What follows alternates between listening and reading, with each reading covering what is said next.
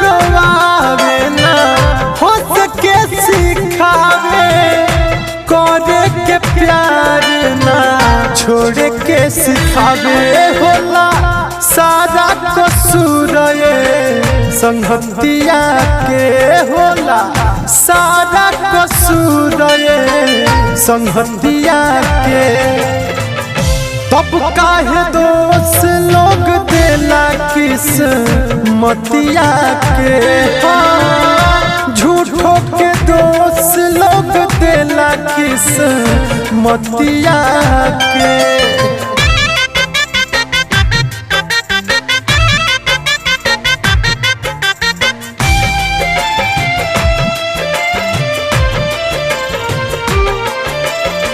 Music by Akhilesh आकाशी।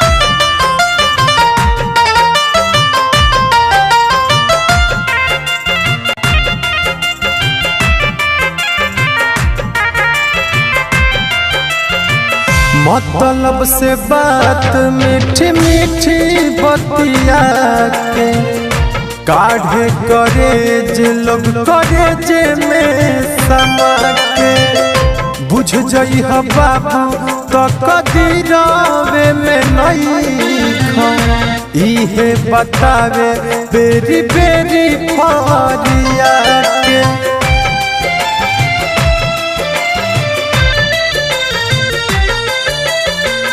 मतलब से बात मीठी मीठी बतिया के काढ़े करेज लोग करेज में समा के बुझ जई बाबू तो कदीरावे में नहीं खा इहे बतावे बेरी बेरी फरिया के। क्षण में पत्थर बनावेला छतिया के क्षण में पत्थर बनावेला छतिया के।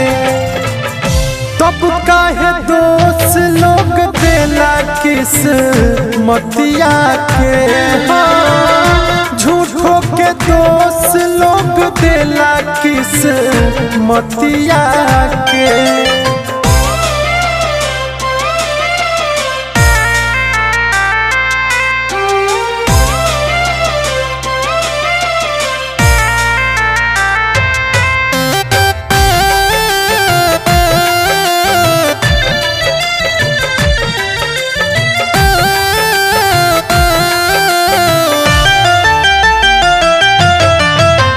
करी मन मीत जब न प्रीत के फिकरिया मम्मी कसम कर झूठे होई क्रिया देती ही झांसा आ झूठे दिलासा दीपक दीवाना जब आई तोहरा भिरिया।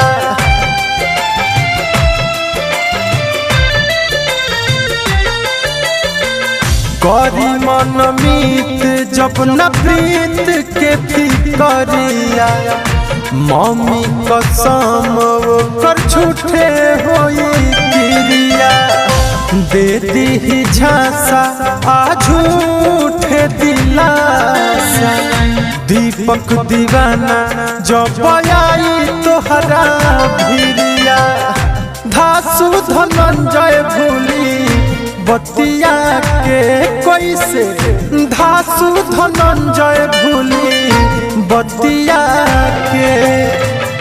तब काहे दोस्त लोग देला किस मतिया के झूठो के दोस्त लोग देला किस मतिया के।